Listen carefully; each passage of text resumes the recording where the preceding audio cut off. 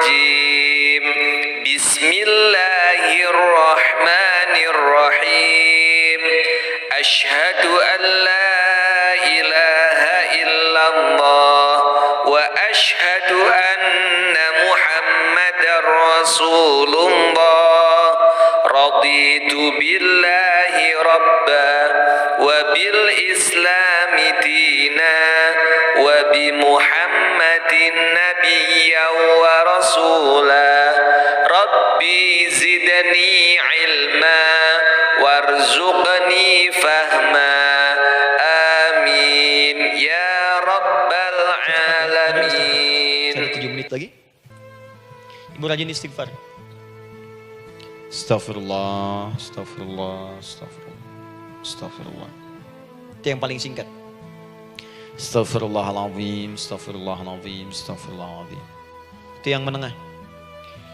Astagfirullahaladzim, alladzi la ilaha illa huwal hayyul qayyum wa natubu ilaihi. Astagfirullahaladzim, alladzi la ilaha illa huwal hayyul qayyum wa natubu ilaihi. Astagfirullahaladzim, alladzi la ilaha illa huwal hayyul qayyum wa natubu ilaihi. Itu yang cukup panjang. Ibu rajin istighfar. Orang yang rajin istighfar itu diantara yang disebutkan dalam riwayat-riwayat adalah orang-orang yang cepat dijawab doanya. Hanya dengan istighfarnya. Jadi dia tuh punya keinginan, dia nggak katakan. Jadi keinginan di benaknya dia, terus dia istighfar. Astagfirullah, astagfirullah, astagfirullah. Itu kalau benar rajin istighfar, seketika dikabulkan. Cepat. Ada seorang yang hidup, itu tukang roti. Di zaman Imam Ahmad bin Hanbal. Saya pernah kisahkan ini di beberapa keadaan. Orang ini, itu ahli istighfar. Jadi maaf ya Bu ya, bukan istighfarnya pas ada keperluan aja, bukan. Ada ta'lim Ustaz Adi, sab pertama, astagfirullah, astagfirullah, astagfirullah, bukan. Besok ada arisan, astagfirullah, astagfirullah, bukan. Jadi bukan ada keperluan, istighfar bukan. Orang ini membiasa istighfar. Jadi setiap mengerjakan apapun dia istighfar. Mau minum, bismillah, astagfirullah, astagfirullah. Dia setiap buka adonan, astagfirullah, astagfirullah. Nah satu ketika, Imam Ahmad itu nggak tahu kenapa, pengen datang ke daerah itu. Ya kalau misalnya ibu tinggal di Cicahum, misalnya kan Imam Ahmad tiba-tiba pengen ke Cicahum aja. Terus karena lelah, mampir ke masjid. Istirahat di dalam masjid. Tiba-tiba kata penjaga masjidnya, DKM-nya, marbotnya, ya Syekh, idhab, pergi, gak boleh tiduran di sini. Kata Imam Ahmad, saya kan cuma numpang istirahat, gak boleh keluar. Dan dia gak tahu kalau itu imam besar. Dan Imam Ahmad itu sudah populer Bu, sangat famous, familiar. Cuman orang kan gak pernah lihat wajahnya, dulu kan gak ada Facebook, gak ada Instagram, gak ada handphone, gak ada apa-apa. Jadi kalau orang terima Ahmad, ya Ahmad aja kemana-mana. Oh no, Imam Ahmad, dia Imam Ahmad, Imam besar, Imam Syafi'i, Imam besar. Tapi gak pernah lihat. Sekarang kan udah kelihatan. Ya, udah kelihatan, sekarang banyak. Makanya orang dulu tuh senang begitu tahu, dikasih tahu, Nabi aja ke Madinah Bu, gak ada yang tahu kalau itu Nabi Muhammad kalau belum pernah lihat. Karena beliau di bawah, Abu Bakar di atas. Abu Bakar kan naik kan, untanya Nabi. Nabi Muhammad pas di bawah gantian tuh di jalan. Orang mengira yang di atas unta Nabi Muhammad. Padahal Nabi Muhammad yang jalan kaki, gak kelihatan. Makanya responnya bola ketika tahu Nabi, senang luar biasa. Minta doa, minta ini, minta itu. Orang sekarang tidak, karena sering banyak lihat di TV media sosial, begitu ketemu minta foto. Ini lain kisahnya, nggak tahu dia, pergi keluar. Kata Imam Ahmad, ya sudah, keluar beliau, nggak mau ribut, istirahat di luar, di pelataran. Di sini juga nggak boleh.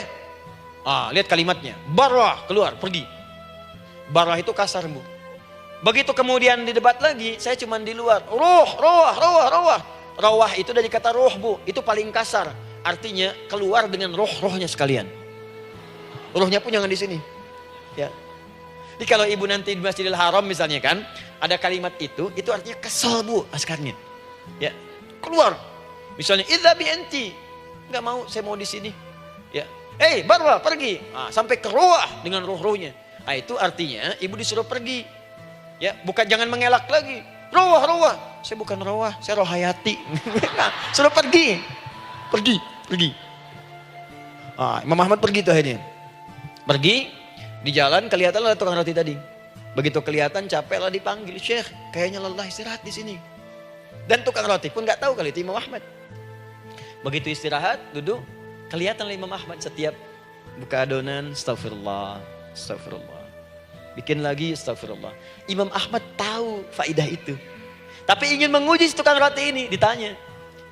Ya akhi, kamu ini kenapa setiap Anda menanam adonan itu, tepung itu, Anda mengucapkan istighfar? Astagfirullah, astagfirullah. Perhatikan jawabannya. Wallahi demi Allah, tidak pernah saya beristighfar dalam setiap aktivitas saya, kecuali Allah selalu mengabulkan doa yang saya mohonkan. Di setiap minta, astagfirullah, astagfirullah, itu dikabulkan. Cuman satu yang sampai sekarang belum terkabul. Apa itu kata Imam Ahmad? Saya ini selalu bermohon kepada Allah, ya Allah, mohon sebelum saya wafat atau setelah ia wafat, pertemukan saya ya Allah dengan Imam Ahmad bin Hambal. Sebelum saya yang wafat atau wafat Imam Ahmad. Kata Imam Ahmad, astagfirullah, Allahu Akbar. Itu mungkin yang memperjalankan saya kemari. Tiba-tiba pengen ke sini, sampai diusir keluar dari rumah Allah dari masjid, sampai di sini karena istighfar Anda. Sayalah Imam Ahmad bin Hambal. Astagfirullah, astagfirullah, astagfirullah. Imam Ahmad ke situ datang. Tolong jangan lakukan pada saya. Salah di hidayat ya Allah. Astagfirullah, astagfirullah. Saya jawab lagi dari sana. La haula wala quwata illa billah. Ini istighfar. Nah, kapan istighfar yang baik? Istighfar yang baik dilakukan setelah tahajud sebelum fajar. Saya ulang ya. Setelah tahajud sebelum fajar. Dalilnya Quran surah ke-51 ayat 18. Baca dari ayat 15 sampai 18 ya. Jadi ibu kalau mau seperti itu, rajin tahajud dulu bu. Tahajud. Setelah itu biasakan istighfar. Itu latihan dulu, itu baru latihan. Ingat ya, istighfar menjelang fajar di waktu sahar, itu baru latihan. Astagfirullah, astagfirullah, astagfirullah. Nanti kalau sudah banyak latihan, ibu akan refleks. Mau duduk masuk mobil, astagfirullah. Duduk mau makan, astagfirullah. Ya, kadang-kadang ibu mau ambil handphone, astagfirullah. Itu refleks di lisan kita keluar. Ahli istighfar itu gak direncanakan keluar di lisannya. Astagfirullah, astagfirullah, astagfirullah. Kalau sudah seperti itu, berbahagialah. Karena apapun kadang ibu inginkan, sepanjang itu ibu butuhkan, seketika dikabulkan. Ya. Yang ketiga, yang terakhir. Sudah 9:45, boleh sedikit? Ya, yang terakhir ya, terakhir. Jangan khawatir, setelah ini selesai. Jangan khawatir. Yang ketiga, ini amalan yang paling dahsyat. Jadi yang pertama minta dikabulkan. Yang kedua baru istighfar dikabulkan. Yang ketiga nggak ngapa-ngapain dijawab. Artinya baru terbersit, ada keinginan jawab seketika. Amalan yang ketiga ini adalah amalan yang dikerjakan karena cinta kepada Allah Subhanahu wa taala. Mahabbatillah, kecintaan kepada Allah. Amalan yang dikerjakan karena cinta kepada Allah Subhanahu wa taala. Amalannya mencintai Allah. Beda bu. Salat dengan cinta dibandingkan dengan salat karena memenuhi kebutuhan atau kewajiban saja, itu akan lain. Ibu kalau benar-benar mencintai Allah, maka dalam salat pun persiapannya akan beda. Saya beri contoh gini ya. Dari pakaian akan lain kata Al-Quran. Quran surah 7 ayat 31. Ya bani Adam khudhu zinatakum inda kulli masjid. Hei anak cucu Adam, kalau ada panggilan dari masjid, kenakan pakaian terindahmu. Di orang-orang yang mencintai Allah saat akan sholat, dia akan perhatikan dari pakaiannya. Jauhkan dari yang haram. Terus cari yang paling baik yang dia kenakan. Gak akan sembarangan.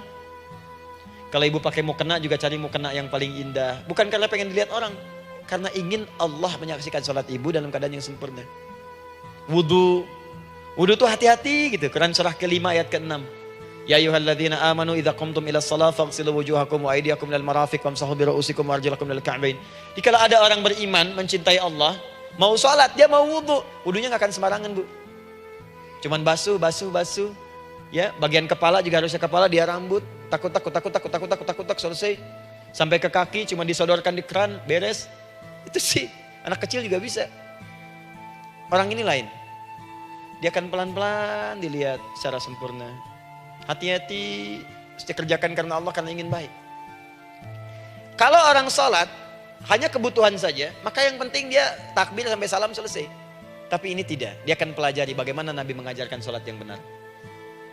Bagaimana bacaan saya benar. Dia belajar ngaji supaya benar bacaan Fatihahnya. Dia belajar dengan baik supaya khusyuk di dalam sholatnya. Dia pahami satu-satu. Apa artinya Allahu Akbar? Apa artinya Subhana Rabbiyal Azim? Apa artinya Subhana Rabbiyal A'la? Apa artinya Sami Allahu liman hamidah? Dipahami. Di begitu dia sholat baru takbir sudah paham isinya. Jika ada orang seperti ini, dia mengerjakan apa yang Allah perintahkan karena cinta dengan Allah. Dia berzakat karena ingin mencintai Allah. Dia berinfak karena cinta dengan Allah, bukan karena uangnya. Pokoknya kalau orang cinta itu, Bu, setiap pecinta dia akan memberikan apapun pada yang dicintai. Walaupun tadi minta. Dan pecinta itu sifatnya, kalau yang dicintainya senang sesuatu, akan otomatis ikut senang. Ibu misalnya senang ya dengan pasangan sebelum menikah. Pasangan senang kucing, ibu akan terpaksa senang kucing. Ibu cinta dengan anak, semua akan diikuti apa yang diinginkan. Seperti itu, cinta itu butuh pembuktian.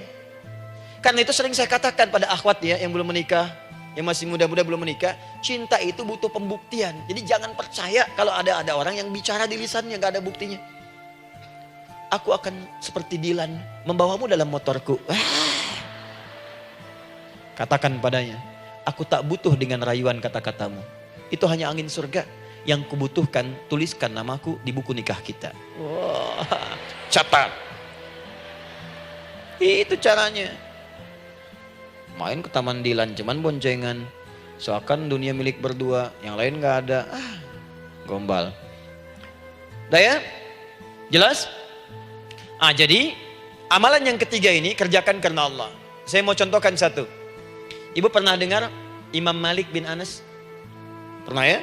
Gurunya Al-Imam Asy-Syafi'i, Imam Malik bin Anas, lahir di kisaran tahun 94-95 Hijrah. Siap Kang Doan? Wah, ini terakhir nih saya tutup nih. Benar-benar terakhir. Betul-betul. 10 menit lagi kalau ada nanti tanya jawab sedikit. Imam Malik ini, Bu, itu Masya Allah. Saking cinta pada Allah dan Rasul, itu tidak pernah, jangankan sholat. Dalam beliau memberikan fatwa pun akan mencari pakaian yang paling bagus.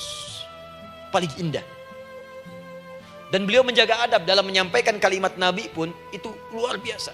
Sampai satu kali pernah pakai jubah bagus, indah. Ada lebah menyengat di kepalanya, sedang menyampaikan hadis. Saking hormatnya terhadap hadis Nabi, lebah itu dibiarkan menyengatnya. Gak mau memutus kalimat Nabi, hadis Nabi, hanya untuk mengusir lebah, dibiarkan sampai tersengat. Apa yang Allah berikan kepada beliau? Allahu Akbar. Satu kali singkat, berdiskusi dengan muridnya Al-Imam Asy-Syafi'i. Kata Al-Imam Asy-Syafi'i, ya guru, setahu saya rizki itu dicari dulu baru dikasih. Imam Malik lebih tinggi ilmunya pada saat itu. Beliau tahu ada 8 jenis rizki. Ya Syafi'i, ada rizki yang tidak perlu dicari, Allah berikan. Wah, berdebat tuh sampai berpisah. Setelah itu secara singkat Imam Asy-Syafi'i lewat di kebun anggur sedang panen anggur besar. Tiba-tiba tergerak untuk membantu, datang ke situ bantu. Begitu selesai dikasih hadiah anggur banyak, besar-besar, indah, enak gitu kan. Ketika diberi itu langsung senang beliau. Bukan karena anggurnya, karena merasa pendapatnya benar. Jadi begitu bekerja baru dapat, dibawalah anggur ini diberikan pada gurunya. Perhatikan adabnya terhadap guru. Jadi kalau ibu adabnya bagus pada guru, keberkahan dapat, ilmunya pun menghunjam di jiwa. Imam Syafi'i nggak merasa benar, tapi memberikan sebuah jawaban dengan adab. Guru, tadi itu ada panen anggur, saya mencoba membantu. Begitu saya bantu dikasih anggur, dikencangkan kalimatnya. Begitu saya bantu dikasih. Dibantu dulu baru dikasih, kalau saya nggak bantu saya nggak dikasih. Apa jawab Imam Malik? Imam Malik tersenyum, tertawa. Tabassama dhahika. Masya Allah Syafi'i, bahasa kita. Tadi itu saya keluar, mau ngajar. Siang-siang terik begini saya kepikiran, ya Allah, kalau makan anggur yang enak-enak, enak banget sekarang ini. Ada anggur sekarang. Tuh. Murid berikhtiar, guru mendapatkan hasil. Setelah itu Asy-Syafi'i naik dan jadi bintang di zamannya, sampai kekinian pun luar biasa. Dan mendapatkan barakah gurunya, seperti gurunya dapatkan, muridnya pun meraih.